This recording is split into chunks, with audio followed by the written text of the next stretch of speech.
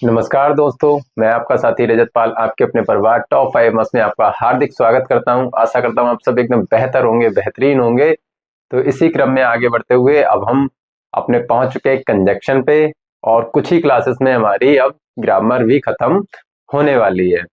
उसके बाद हम शुरू करेंगे अपना प्रोज, पोएट्री और सप्लीमेंट्री।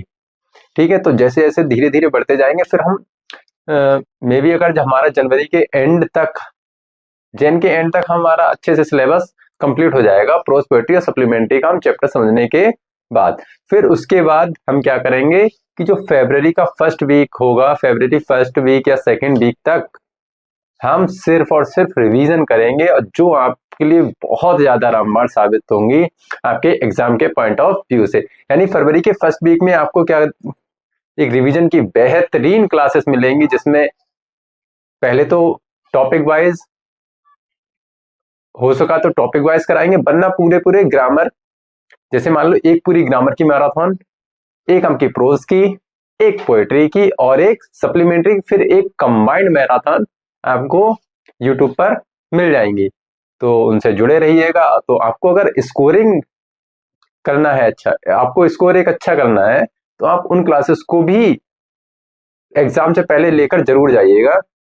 चलिए फिलहाल बिना किसी देर किए अपना टॉपिक कंजक्शन शुरू करते हैं। तो कंजक्शन होता क्या है? सबसे पहला सवाल तो हमारा यही होता है कि कंजक्शन आखिर होता क्या है। कंजक्शन क्या होता है? एक ज्वाइनिंग वर्ड होता है। अच्छा जी, ज्वाइनिंग वर्ड होता है, चलिए मान लिया ज्वाइनिंग वर्ड होता है कंजक्शन। कंजक्शन ज्वाइन किसको करता है? लेकिन कंजक्शन ज्वाइन करता है किन्हीं भी वर्ड्स को, किन्हीं भी दो वर्ड्स को, तीन वर्ड्स को, या मोर देन टू वर्ड्स। यानी या तो दो वर्ड्स को ज्वाइन करेगा या मोर देन टू वर्ड्स को ज्वाइन करेगा। 3 हो, 4 हो, 50 हो, 100 हो, कितने भी हो, या तो उनको ज्वाइन करेगा। दूसरी चीज फ्रेज को ज्वाइन करता है। थर्ड क्लॉज को ज्वाइन करता है। फोर्थ सेंटेंसेस को ज्वाइन करता है। ठीक है, तो कंजक्शन इज अ वर्ड, लिख लेंगे conjunction. Conjunction is a word that joins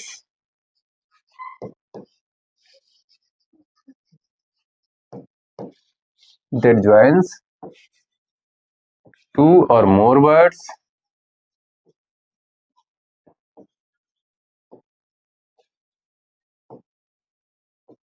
phrases, clause and sentence।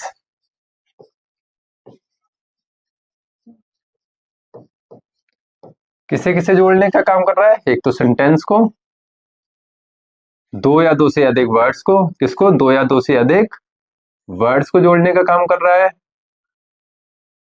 Phrase को जोड़ने का काम करता है, और क्लॉज को जोड़ने का काम करता है। फ्रेज पता है क्या होता है? जिसमें सब्जेक्ट और हेल्पिंग वर्ब साथ में ना दिए हो, यानी सब्जेक्ट मिसिंग रहता है।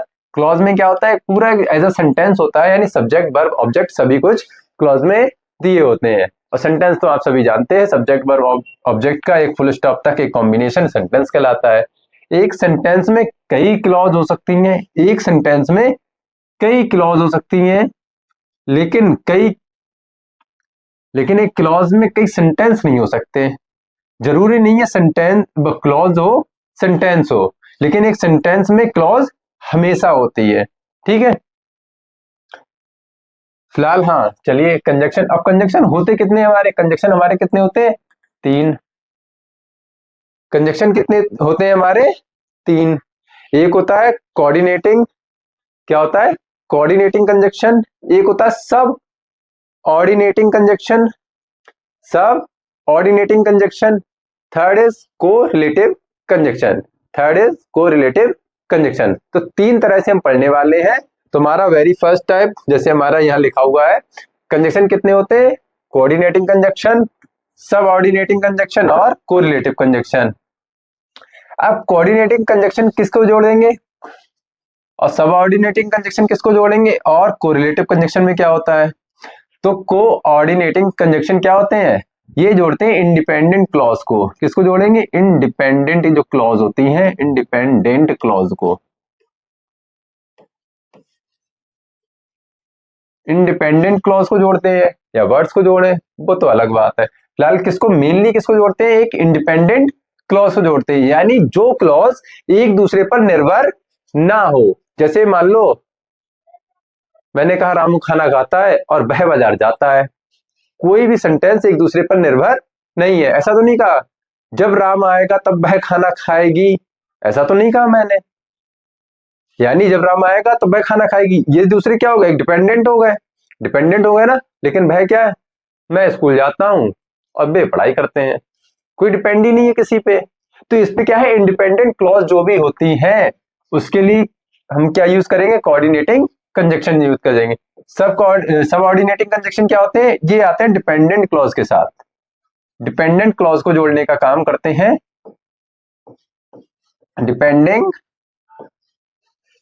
डिपेंडेंट क्लॉज को जोड़ने का काम कौन से करेंगे? सब ऑर्डिनेटिंग। अब इसमें क्या होगा? एक सेंटेंस दिया होगा, उस पर दूसरा सेंटेंस निर्भर होगा। कह देंगे उसने पढ़ाई करी फिर भी वह फेल हो गया, उसने पढ़ाई की फिर भी वह फेल हो गया, उसने बहुत परिश्रम किया लेकिन फिर भी वह पास ना हो सका। तो इस तरह के जितने भी सेंटेंसेस हैं तो वो क्या हो जाएंगे? डिपेंडेंट हो जाते हैं, एक दूसरे पर डिपेंड हो जाते हैं। अब जैसे जब उसने पढ़ाई की फिर भी वह फेल हो गया, यानी पढ़ाई भी की है फेल भी हुआ, तो उसका क्या है? डिपेंड है ना एक दूसरे पर। और को रिलेटिव कंजक्शन क्या होते हैं? ये पेयर्स में आते हैं हमेशा। ये हमेशा किस में आएंगे? ये हमेशा पेयर्स में आते हैं, अपने साथ एक पेयर होता है इनका, जैसे ईदर और, neither nor, not only but also. ठीक है, इस तरह क्या होता है? इनका एक पेयर होता है, तो ये पेयर में ही हमेशा आते हैं। ठीक है, चलिए पहला टाइप हम पढ़ते हैं हमारा कोऑर्डिनेटिंग कंजक्शन। अब कोऑर्डिनेटिंग कंजक्शन होते ही देखो मैंने बता दिया किसको जोड़ेंगे? डिपेंडेंट क्लॉज को। अब एंड किसको जोड़ेगा? डिपेंडेंट क्लॉज को। बट डिपेंडेंट, और क्या होता है? डिपेंडेंट क्लॉज को। नॉर क्या होगा? डिपेंडेंट क्लॉज को। फॉर क्या होगा? डिपेंडेंट। Yet dependent. सो डिपेंडेंट। अब एंड का मतलब क्या होता है? एंड का मतलब होता है और। बट का मतलब लेकिन, बट को हिंदी में क्या कहते हैं? लेकिन। और का मतलब या होता है। नॉर का मतलब या नहीं होता है, या नहीं। फॉर का मतलब के लिए भी होता है और क्योंकि भी होता है। क्या होता है? क्योंकि। फॉर का मतलब क्योंकि भी होता है और क्यों के लिए भी होता है। येट माने यद्यपि होता है, यानी फिर भी, यद्यपि। और सो का मतलब इसलिए, सो का मतलब इसलिए होता है। ठीक है, तो इतनी चीजें हो गई। क्योंकि इधर आप लिख लेंगे फॉर का मतलब क्योंकि और इसलिए, नहीं क्योंकि और के लिए होता है, इसलिए नहीं।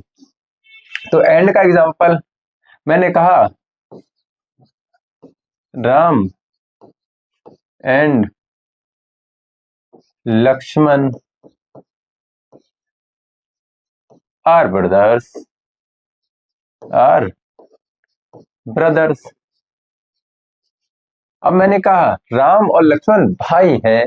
अब इसमें ना तो राम डिपेंडेंट है ना किसी पर लक्ष्मण डिपेंडेंट है, दोनों भाई भाई है, लेकिन डिपेंडेंट कोई भी नहीं है, यानी कोई भी क्लॉज ऐसी नहीं है जो एक दूसरे पर डिपेंडेंट हो। ठीक है, फिर दूसरा है बट। बट का मीन्स होता है लेकिन। अब लेकिन मैंने कहा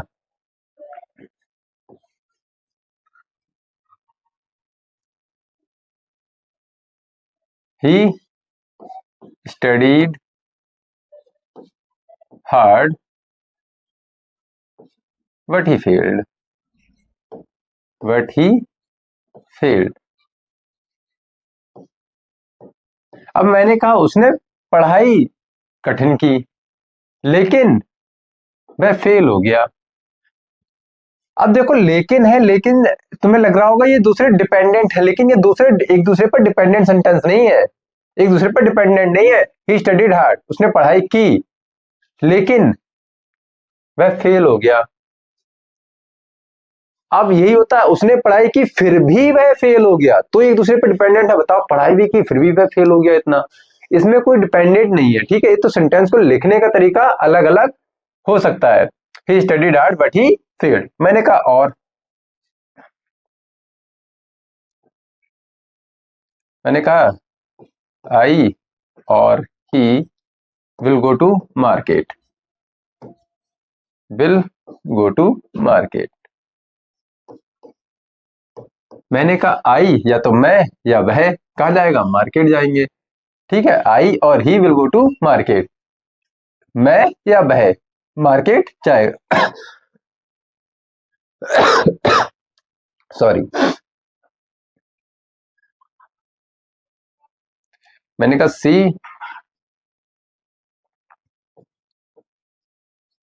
nor they do the work.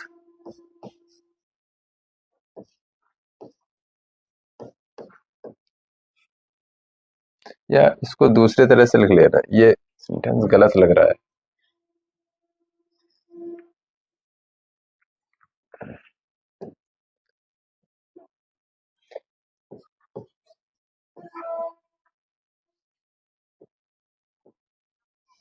he drank he drinks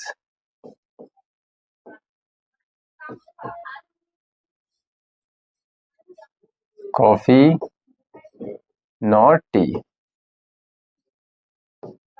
अब मैंने कहा ही ड्रिंक्स कॉफी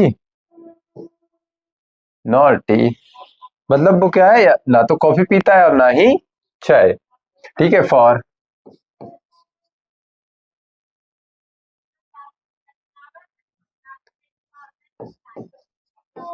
ही स्टडीड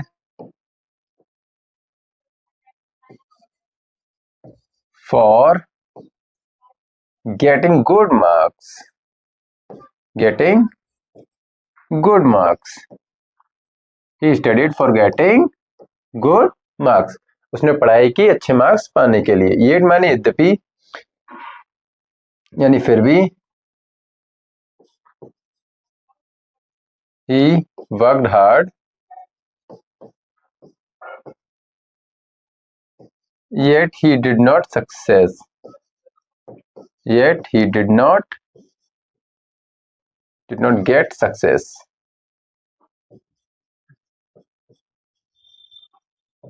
ठीक है, इतने हो गए। सो का अब आप बना लेंगे, इतनी जगह बची है, कम से कम एक सेंटेंस आप भी फॉर्म करके देखिए। सो का मतलब होता है इसलिए, ठीक है। तो एक सेंटेंस आप अपनी प्रैक्टिस में जरूर ऐड कीजिए, उसको लिखकर जरूर देखें। फिर नेक्स्ट चलते हैं, हमारे इतना समझ में आ गया। नेक्स्ट चलते हैं, नेक्स्ट आता है हमारा सब ऑर्डिनेटिंग। बिकॉज का मतलब क्या होता है? बिकॉज का मतलब होता है क्योंकि, बिकॉज का मतलब क्योंकि। ऑल्दो का मतलब जबकि। सिंस का मतलब टाइम पीरियड के लिए दर्शाता है, सिंस का मतलब क्योंकि भी होता है। इफ का मतलब यदि होता है। व्हेन का मतलब जब होता है। बिफोर का मतलब पहले होता है। आफ्टर का मतलब बाद में होता है, ठीक है। Unless while as, unless while as.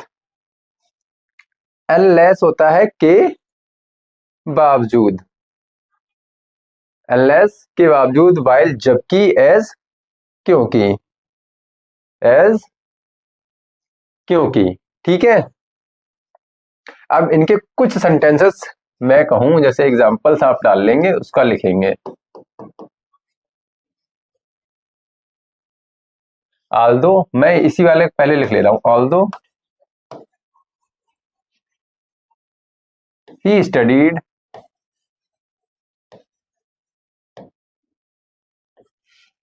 he studied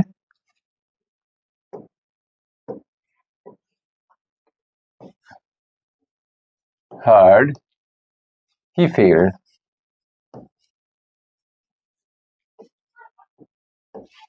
अब मैंने कहा although he studied hard he failed। अब कह रहे जबकि उसने पढ़ाई जो की बहुत मेहनत से की, बहुत कठिनाई से की, लेकिन वह फेल हो गया, बट ही फेल्ड, ठीक है। इतना हो गया। अब मैंने कहा इफ यू कम,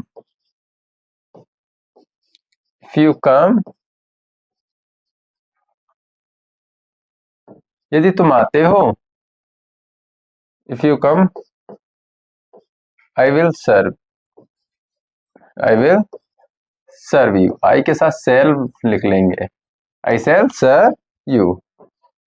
यदि तुम आते हो तो मैं तुम्हें सर्व यानी खाना खिलाऊंगा, आई सेल सर्व यू। ठीक है। मैंने कहा the doctor came, the doctor came after the patient had died. अब कहना है डॉक्टर तो आया, लेकिन कब आया? जब पेशेंट जो था वो चल बसा था। पेशेंट क्या हुआ? चल बसा। ठीक है, तो इतना हो गया क्लियर। एग्जाम्पल आप लोग अपना भी कुछ करेंगे। ठीक है, फिर नेक्स्ट हमारा नेक्स्ट और लास्ट टॉपिक है। मैं आपको बहुत ज्यादा शॉर्ट में भी करा दे रहा हूं, क्योंकि मतलब इतना समय नहीं रह गया है, और जो आपके पॉइंट ऑफ व्यू, एग्जाम के पॉइंट ऑफ व्यू से इंपॉर्टेंट है, मैं वो चीजें सिर्फ करा दे रहा हूं। ठीक है, तो इस पर ज्यादा सोच विचार या क्वेश्चन मार्क ना लगाएं किसी भी चीज पर। ठीक है, बाकी नेक्स्ट ईयर जो नेक्स्ट सेशन आएगा, जो आपके 9th वाले भाई बहन है, या 11th वाले हैं, या 12th वाले हैं, 10th में जो भी बच्चे आएंगे, 9th 10th 11th 12th, उनके लिए नेक्स्ट ईयर जो रहने वाला है कोर्स, वो पूरा का पूरा फ्री रहेगा यूट्यूब पर। ग्रामर मैं सभी के लिए कराऊंगा, 9th हुआ, 10th हुआ, 11th हुआ, 12th हुआ, सभी के लिए ग्रामर बिल्कुल फ्री रहेगी। लेकिन जो प्रोज पोएट्री सप्लीमेंट्री यानी हमारे जो रीडर का पार्ट होता है, जो लिटरेचर का पार्ट होता है, वो सिर्फ मैं 10th का और 12th का ही करवा पाऊंगा। फिलहाल 10th मेरा रहेगा प्रायोरिटी पे, 12th अगर हो सका तो 12th का भी मैं करवा दूंगा, लेकिन मैं कंफर्मेशन अभी नहीं दे रहा हूं। लेकिन हर 10th का मैं पूरा batch free of cost YouTube पर लॉन्च करूंगा, पूरा बैच इंग्लिश का। ठीक है, अब मैंने बताया था कोरिलेटिव क्या होते हैं। कोरिलेटिव होते हैं बोथ एंड, ईदर और, neither nor, not only but also. यानी ये हमेशा क्या आएंगे? पेयर में आएंगे, ये अकेले नहीं चलते। ये ऐसे दूल्हा दुल्हन है, अगर दुल्हन जाएगी तो दूल्हा पहले जाएगा। अगर दुल्हन कहती मैं यहां जाऊंगा, तो दुल्हन उसके कतई पहले ही पकड़, दुल्हन उससे पहले चल देगी। ऐसा होता है कि हम कहीं कहते जाने को, और हमारे जो दोस्त होते हैं वो हमसे पहले पहुंच जाते हैं, यही होता है। तो मतलब कुछ चीजें ऐसी हैं जो इंग्लिश में भी ऐसे ही वर्क करती हैं, यानी जो अकेले चलना ही पसंद नहीं करते हैं। ठीक है, तो बोथ एंड का मतलब बोथ के साथ एंड का पेयर बनेगा, बोथ के साथ किसका पेयर बनेगा? एंड का। ईदर के साथ हमेशा, और का नीदर के साथ हमेशा, नॉर का नॉट ओनली के साथ हमेशा, बट आल्सो का। बोथ, बोथ होता है दोनों, और इधर होता है दो में से किसी एक का सिलेक्शन, नीदर होता है किसी दो में से एक का भी सिलेक्शन नहीं करना। नॉट ओनली बट आल्सो का मीन्स होता है इसके साथ साथ ना सिर्फ ये बल्कि ये भी, ना सिर्फ ये बल्कि ये भी। ठीक है, हिंदी हो गई, समझ में आ गई। तो इसके एग्जांपल्स लिखते हैं हम।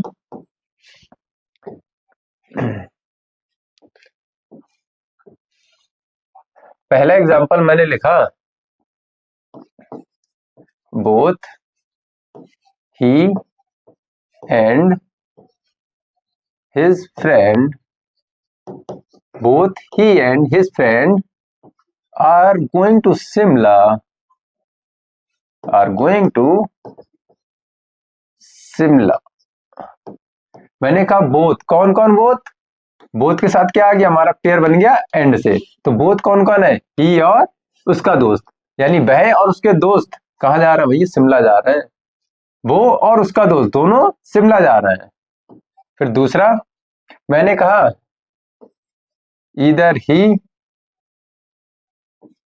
ही, चलो यही सेंटेंस लिख लेते हैं, इधर ही और हिज फ्रेंड, इधर ही और हिज फ्रेंड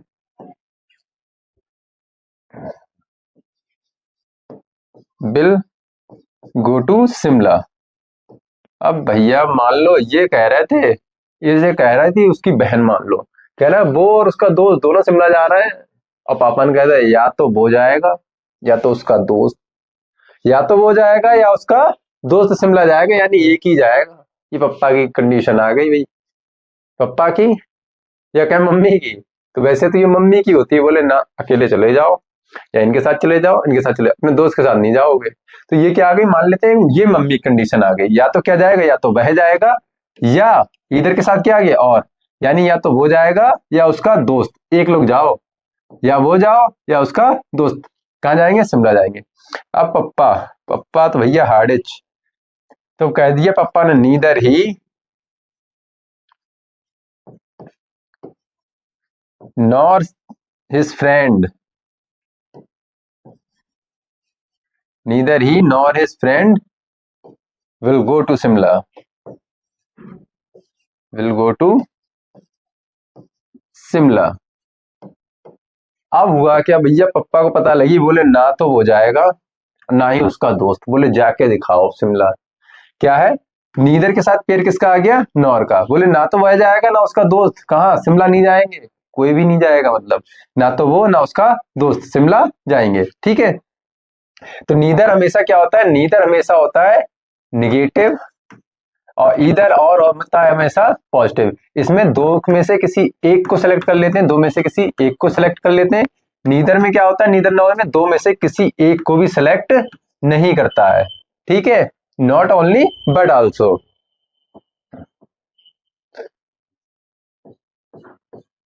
मैंने कहा not only he but also his friend, but also his friend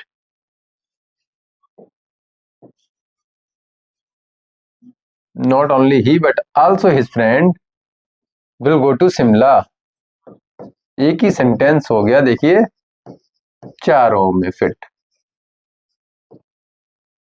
मैंने कहा ना केवल वह, ना केवल वह, लेकिन उसका दोस्त, ना केवल वह लेकिन उसका दोस्त भी कहाँ जा रहा है, शिमला जा रहा है, जाएंगे। Not only he but also his friend will go to Shimla.